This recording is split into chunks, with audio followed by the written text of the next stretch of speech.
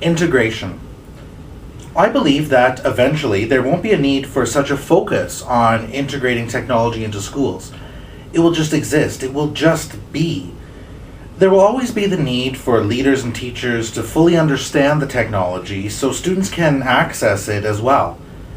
Many technologies will continue to evolve and become a pervasive tool that's not easily separated from the daily activities of our curriculum. It's difficult to separate technology from teaching in my setting, as our entire school exists in a virtual way. However, I've already seen other school environments start to adapt and have more technology inclusion as the standard classroom practice. As an aficionado of older educational texts, I have a textbook bought at a teacher's garage sale. The thick book talks about the virtues of the overhead projector and demonstrates ways to incorporate this technology into the classroom. In fact, there were some interesting ways of using the technology that I hadn't seen put into practice. My gut tells me there are still a number of these projectors in use in the CBE schools, although I've yet to see one in person. When I was starting my teacher training, I came across some of the very first LCD projectors, and, quite honestly, struggled to get them to work properly. I've now been exposed to smart document cameras and projectors and have seen how they can be integrated into the smart suite of software.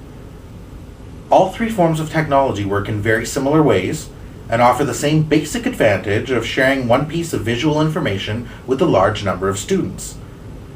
I don't believe that one of these pieces of technology necessarily begat the next. However, their overall use and function has remained consistent in many classrooms. They may not share common parentage, but their use has remained unchanged since the 1940s. Because all beginning teachers have been exposed to either overhead projectors or LCD projectors in their own K-12 education, they will anticipate using these technologies in their own teaching. These are standard classroom tools, like chalkboards and chalk of generations past.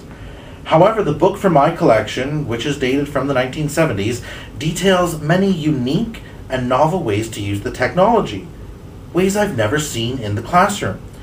There are many thoughtful and engaging activities in the book that really maximize the potential of the overhead projector in ways I couldn't possibly imagine. Most teachers, even those who studied that particular book, probably use the tool in one or two ways. Very few of the innovative thoughts and new ways of using the tool were ever put into practice. However, the technology became practically present in every classroom, even used in art, music, and phys ed classes. True, the potential of the technology was never reached, as the authors of that text would have hoped, but the technology was present and was used. Now, I sincerely believe that other forms of technology will follow this pattern. Soon, all classes will have their own website or wiki space or D2L site. However, to what extent will these sites really change teacher practice or student engagement? Instead of a paper copy of a newsletter being sent home in a student's backpack, the teacher will post it online, and the parents can view it there. This will permit parents to have more access to the information from the school. Maybe they can download the student's football schedule into their iPhones, add it to the family calendar, post it on their fridge. Instead of a printed progress report being mailed directly home, what if parents had immediate, synchronous access to the student's gradebook and teacher feedback of their assignments?